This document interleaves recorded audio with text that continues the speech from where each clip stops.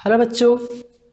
तो हम पहले जान चुके थे इस चैप्टर में धातु एवं अधातु में कि धातुएं क्या होती है और अधातुएं क्या होती है, उपधातुएं क्या होती है। तो आपको पहले ये बताया गया था कि धातुएं क्या होती है, ऐसे एलिमेंट जो एक या एक से अधिक इलेक्ट्रॉनों को त्याग करके धनायन बनाने की प्रवृत्ति रखते हैं, उन्हें क्या कहते हैं, उन्हें धातुएं कहते हैं। ठीक है। दूसरा ये बताया गया था कि आपको अधातुएं क्या होती है। ये वहां पे बताया गया था कि ऐसे तत्व जो एक या एक से अधिक इलेक्ट्रॉनों को ग्रहण करके ऋणायन बनाने की प्रवृत्ति रखते हो, उन्हें क्या कहते हैं, अधातुएं कहते हैं। तीसरा आपको बताया गया था उपधातुएं। ठीक है। तो उपधातुओं को पढ़ाते समय आपको यह बताया गया था कि ऐसे कुछ ऐसे भी एलिमेंट होते हैं जो धातुओं एवं अधातुओं दोनों के ही कैरेक्टर को कंटेन करते हैं, दोनों के ही गुणधर्मों को धारण करते हैं। ऐसे तत्वों क्या कहते हैं, उपधातुएं। धातुओं के एग्जाम्पल में आपको बताया गया था सोडियम, मैग्नीशियम, एल्यूमिनियम। अधातु में बताया गया था फ्लोरीन, क्लोरीन, ब्रोमीन। और जैसे आपको उपधातु में बताया गया था सिलिकॉन। ठीक है। तो इतना हमने ऑलरेडी पढ़ रखा है। अभी आपकी जो सिलेबस में अगली टॉपिक है वो है सक्रियता श्रेणी। देखिए आपकी बुक में ये अगली टॉपिक नहीं होगी। देखिए आपकी बुक जो है वो पूरा सिलेबस है, लेकिन लॉकडाउन रिगार्ड जो आपका सिलेबस है वो 30% कम कर दिया गया है, जिसके कारण जो तत्वों के भौतिक एवं रासायनिक गुण थे, मतलब धातुओं एवं अधातुओं के जो भौतिक एवं रासायनिक गुण थे वो आपके सिलेबस से बाहर कर दिया गया है। ठीक है ना, इसलिए उनको नहीं पढ़ाया जाएगा। तो उसके बाद जो आपकी टॉपिक है सिलेबस में वो है सक्रियता श्रेणी। ठीक है। देखिए एक चीज आपको बताएं कि जो धातुएं होती है ना, या फिर अधातुएं ही मान लो, कोई मान लो, जो धातुएं होती हैं जो सबकी सक्रियता होती है, जो क्रिया करने की जो रफ्तार होती है, सबकी बराबर नहीं होती भैया। जैसे आप अपनी क्लास में ही देख लो, जो सारे बच्चे हैं सब एक जैसे नहीं पढ़ते हैं। क्यों? कोई बहुत तेज पढ़ता है, कोई एकदम नहीं पढ़ता है, कोई पढ़ना चाहता है फिर भी नहीं पढ़ पाता, उसको समझ में नहीं आता कि आखिर में ये है क्या। ठीक है। तो उसी तरह से एलिमेंट भी इसी तरह के होते हैं। कुछ जो होते हैं बहुत तेज अभिक्रिया करते हैं, कुछ जो होते हैं उससे कम तेजी से अभिक्रिया करते हैं, और जो कुछ होते हैं वो बहुत ही कम रिएक्शन करते हैं। जो बहुत ही कम अभिक्रिया करते हैं उनको उत्कृष्ट मेटल भी कहते हैं, उत्कृष्ट धातुएं भी कहते हैं। जिससे आपको एग्जांपल के तौर पे बताएं तो ये देखिए जी, ये AU मतलब होता है गोल्ड और PT मतलब होता है प्लेटिनम। ये जो दो मेटल हैं ये बहुत ही कम अभिक्रिया करते हैं, इनको क्या कहते हैं, उत्कृष्ट धातुएं। ठीक है। तो देखिए हम आपको सक्रियता श्रेणी शुरू करते हैं। तो सक्रियता श्रेणी ये कुछ नहीं होती, सिर्फ इतना होता है कि धातुओं को उनकी सक्रियता के घटते हुए क्रम में एक श्रेणी बनाई गई, एक सीरीज बनाई गई, जिसे कहते हैं सक्रियता श्रेणी। मतलब जो श्रेणी में सबसे ऊपर होगा वो सबसे ज्यादा तेज क्रिया करेगा, जो उससे नीचे होगा वो उससे कम क्रिया करेगा, जो उससे नीचे होगा और स्लो करेगा, जो उससे नीचे होगा और स्लो करेगा, और जो सबसे नीचे होगा वो सबसे स्लो क्रिया करेगा। ठीक है। ये धातुओं की बात मैं बता रहा हूं आपको। ठीक है। तो देखिए, अगर देखिए ये पूरी की पूरी सीरीज यहाँ से यहाँ तक पूरी एक ही है। ये इसमें कोई, क्योंकि अब इसमें जगह कम थी तो इसलिए मैंने ऐसे ऐसे लिख दिया और पढ़ने में भी थोड़ा आसानी होगी। ठीक है। आपने इसको याद कैसे करना है कोड में अभी आपको जाते जाते बताऊंगा, तो जिसकी सहायता से आप इसको बहुत ही आसानी से लर्न कर सकते हैं। ठीक है ना। देखिए सबसे ऊपर कौन है, लिथियम है, फिर पोटेशियम है, बेरियम है, स्ट्रोंटियम है, कैल्शियम है, सोडियम है, मैग्नीशियम है, एल्यूमिनियम है, मैग्नीज है, जिंक है, क्रोमियम है, आयरन है, कैडमियम, निकिल, फिर टिन है, फिर लेड है, फिर हाइड्रोजन है, फिर कॉपर है, आयोडीन है। ये देखिए इसे Hg पारा कहते हैं, फिर मरकरी भी कहते हैं, Ag मतलब सिल्वर होता है, इसे अर्जेंटम भी कहते हैं। ये ब्रोमीन है, ये प्लेटिनम है, क्लोरीन है, ये गोल्ड है, और ये फ्लोरीन। ठीक है। देखिए मैंने आपको पहले ही बताया कि इस श्रेणी में जो सबसे ऊपर होगा वो सबसे ज्यादा अभिक्रियाशील होगा। मतलब ये जो श्रेणी बनाई गई है इसमें आप क्या बता सकते हैं कि जो सबसे ज्यादा अभिक्रियाशीलता होगी वो किस धातु की होगी। तो आपने सही सोचा है, जो सोचा है वो है लिथियम। ठीक है। तो सबसे ज्यादा अभिक्रियाशीलता इसकी होगी, फिर इसकी होगी, फिर इसकी होगी, फिर इसकी होगी। ठीक है। तो देखो इस तरह से धातुओं को कुल मिला के तीन, सिर्फ धातु की बात मैं कर रहा हूं, धातुओं को तीन भागों फिर से डिवाइड कर दिया गया। पहले तो मैंने बताया भाई 118 एलिमेंट है, उनको तीन भागों में डिवाइड किया गया, एक धातु, दूसरा धातु, दूसरा उपधातु। अब यहाँ पर ये देख रहे हैं कि धातुओं को फिर से तीन भागों में कैटेगराइज किया जा रहा है। वो कौन कौन से, देखो जो यहाँ पे जो धातु है ना, इस साइड में आप देखो lithium, potassium, barium, strontium, calcium, sodium, magnesium और एल्यूमिनियम, ये जो धातुएं होती हैं ये बहुत ही ज्यादा विक्रियाशील होती हैं, ठीक है।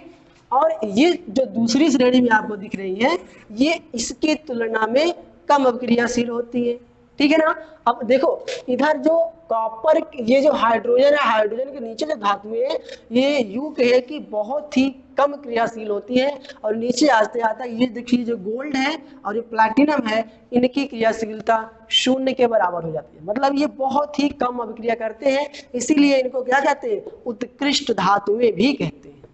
मैंने पहले ही आपको बताया था कि इन्हें क्या कहते हैं, उत्कृष्ट धातु या फिर नोबल मेटल कहते हैं, ठीक है। तो सक्रियता श्रेणी क्या होती है, धातुओं को उनके अभिक्रियाशीलता के घटते हुए क्रम में रखा गया तो एक सीरीज बन के तैयार हुई, एक श्रेणी बन के तैयार हुई जिसे क्या कहा गया, सक्रियता श्रेणी, ठीक है ना। अभी देखो क्या होता है कि ये जो देखो ये हाइड्रोजन है और हाइड्रोजन के ऊपर ये सब है, ये सब देखो ये सबसे ऊपर, फिर नीचे और नीचे आएंगे, फिर और देखो मैंने तीर दिखा रखा है, देखो ऐसे ऐसे नीचे आ रहे हैं, फिर देखो यही से ये देखो दरअसल जो मैग्नीज है ना वो एल्यूमिनियम के जस्ट नीचे है, चूंकि यहाँ पे जगह नहीं थी इसलिए मैंने यहाँ पे लिखा है, ठीक है। फिर ऐसे नीचे आएंगे, फिर देखो ये जो हाइड्रोजन है ये जो लेड के जस्ट यहीं पर, देखो हाइड्रोजन यहीं पर है, लेकिन अब क्योंकि इतने एलिमेंट को यहाँ पे लिख पाना थोड़ा सा असंभव सी बात थी, इसलिए मैंने इसको यहाँ पे लिखा है, ठीक है ना। तो देखो हाइड्रोजन के ऊपर जो धातुएं हैं, ठीक है, ये और ये, ठीक है, ये बहुत ही ज्यादा क्रियाशील होती है, सबसे ज्यादा क्रियाशील ये होंगी, और फिर ये अगर हम इनकी सिर्फ बात करें, सिर्फ और सिर्फ इनकी, तो ये कोल्ड वाटर से, अगर इनको कोल्ड वाटर में डाल दिया जाए, मतलब ठंडे जल में, सिंपल वाटर है, मतलब जो मान लो नल से आपने निकाला उसको ऐसे रखा, अगर उसमें इनको डाल दिया जाए तो ये क्या करती हैं, ये उस वाटर से रिएक्शन करती है और हाइड्रोजन गैस को उसमें से निकालती है। आपने शायद कभी एक जादू देखा होगा, आपने कभी सड़कों की किनारे देखा होगा कि जादूगर होता है, वो कहेगा देखो भैया ये पानी है, पानी भर देगा और अचानक से आप देखेंगे इसमें आग लग जाएगी, आप बड़े सरप्राइज होंगे कि एक्चुअली ये हो क्या रहा है। एक्चुअली देखिए मिस्टर, ये कुछ नहीं है, जादूगर ने आपकी नजरों से बचाते हुए उसमें डाल दिया था सोडियम, ठीक है, और जो ही उसने इसमें सोडियम डाला तो देखिए कौन सी रिएक्शन होगी, मैं आपको यहाँ पे दिखाता हूँ। जैसे सोडियम है और ये देखिए H2O है, ठीक है, ये रिएक्शन करेगी और बनाएगी NaOH, ठीक है, NaOH और साथ बनाएगा हाइड्रोजन। बहरहाल ये रिएक्शन बैलेंस नहीं है, तो बैलेंसिंग मैं यहाँ पे नहीं देख रहा हूँ, सिर्फ ये देख रहा हूँ कि ये जो हाइड्रोजन गैस यहाँ पे इवॉल्व हो रही है, और ये जो हाइड्रोजन गैस है ना ये बहुत ही ज्यादा ज्वलनशील होती है, और जब ये रिएक्शन चल रही होती है उस समय बहुत ज्यादा अमाउंट में हीट एनर्जी, उष्मा उसके साथ बहुत ही ज्यादा अमाउंट में निकलती है। तो क्योंकि हाइड्रोजन गैस जो ज्वलनशील है और उसको साथ में उष्मा मिल रही है, यही तुरंत जलने लगता है, ठीक है। तो यहाँ से क्या सिद्ध होता है कि ये जो एलिमेंट हैं ये अगर इनको कोल्ड वाटर में भी डाल दिया जाए तो उससे क्या निकलती है, हाइड्रोजन गैस, ठीक है। अब देखिए ये जो दूसरी श्रेणी है इसमें ये जो एलिमेंट रखे गए मैग्नीज, जिंक, क्रोमियम, ये Fe मतलब आयरन होता है, कैडमियम, निकिल और ये, ठीक है, ये कोल्ड वाटर से रिएक्शन नहीं करते, ठीक है। तो कैसे वाटर से रिएक्शन करते हैं, अगर पानी को गर्म कर दिया जाए तो उस कंडीशन में ये वाटर से रिएक्शन करते हैं और हाइड्रोजन गैस निकालते हैं, या फिर उनको भाप से रिएक्शन कराया जाए, मतलब ऐसे मेटल को रख दिया जाए, यहाँ से नीचे से गर्म किया जाए पानी का, और जब पानी यहाँ से वाष्प के रूप में ऊपर आएगा तो इसके साथ रिएक्शन करेगा, ठीक है, और उस कंडीशन में भी हाइड्रोजन गैस निकलेगी, ठीक है। अभी देखो ये हाइड्रोजन हो गया, अब देखिए इसके नीचे जो मेटल है, देखो ये मेटल है, ये मेटल है, ये मेटल है, ये मेटल है और ये मेटल है, ठीक है। हमने अभी इसकी बात नहीं की, इसकी बात हम बाद में करेंगे क्योंकि ये मेटल नहीं, नॉन मेटल मतलब अधातु है, तो इसको भी छोड़े रखते हैं। अब इसके नीचे की जो मेटल्स है ना ये हार्ड मतलब वाटर से क्रिया करते ही नहीं, आप वाटर में डाल दो वैसे पड़े रहेंगे, कोई नो चेंजेस, ठीक है। तो ये पहली बात हो गई। अच्छा अब दूसरी बात ये यहाँ पे सीखिए कि ये जो एलिमेंट है ना जो ऊपर है वो नीचे को, मतलब अगर मान लो दो साल्ट है, सॉल्ट मतलब समझते हो, कुछ नहीं होता, सिंपल होता है, आपको पहले चैप्टर पढ़ाया जाएगा, मैं ही पढ़ाऊंगा। उसमें क्या होता है कि अगर एक अम्ल को और एक क्षार को, मान लो NaOH को रिएक्शन कराया जाए तो दो स्पीसीज बनती है, एक बनता है वाटर मतलब H2O और साथ में एक बनता है NaCl। ये NaCl सॉल्ट है, मतलब इस रिएक्शन को न्यूट्रलाइजेशन रिएक्शन कहते हैं, उदासीनीकरण अभिक्रिया कहते हैं। ठीक है, तो क्या रिएक्शन है, शायद ऊपर दिख नहीं रहा है, देखो क्या होता है, NaOH एक सॉल्ट है और साथ में किससे रिएक्शन हो रही है, HCl से। ये क्या है, एसिड है। अभी इसकी रिएक्शन होगी तो क्या बनाएगा, NaOH बनाएगा और प्लस वाटर। ठीक है, तो ये वाटर और ये जो ये NaCl बनाएगा और ये जो NaCl है ना, ये NaCl होता है सॉल्ट। ठीक है, क्या होता है, सॉल्ट मतलब लवण। ठीक है, और इस अभिक्रिया को कहते हैं उदासीनीकरण अभिक्रिया। ठीक है, तो हम ये बता रहे थे आपको कि अगर मान लीजिए दो सॉल्ट है, एक लिथियम का है, पोटेशियम का है, या फिर एक स्ट्रोंटियम का है, एक मैग्नीज का है, मैग्नीशियम का है, फिर मान लो या फिर एक जिंक का है, एक निकेल का है, तो अगर इस कंडीशन में रिएक्शन कराई जाए तो जो ऊपर वाला है वो नीचे वाले को रिप्लेस कर देगा।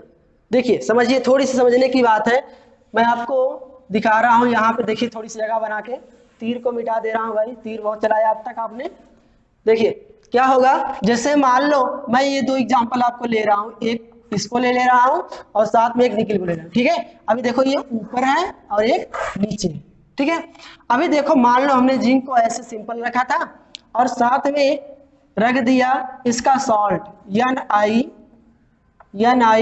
NiSO4। देखो ये जिंक है और इसे कहते हैं निकिल सल्फेट। ठीक है, अगर इसकी अभिक्रिया होगी तो क्या होगा, ये जो निकिल है, निकिल को ये जो जिंक है इसको प्रतिस्थापित कर देगा, निकिल को मार के भगा देगा, कहेगा भागो यहाँ से, मैं इसके साथ रहूंगा। तो ये बेचारा निकिल क्या करता है, यहाँ से निकल जाता है और इसके साथ सल्फेट के साथ कौन जुड़ जाता है, कौन रहने लगता है, जिंक। तो क्या बनता है, ZnSO4 और साथ में निकिल बेचारा कहाँ चला जाता है, बाहर।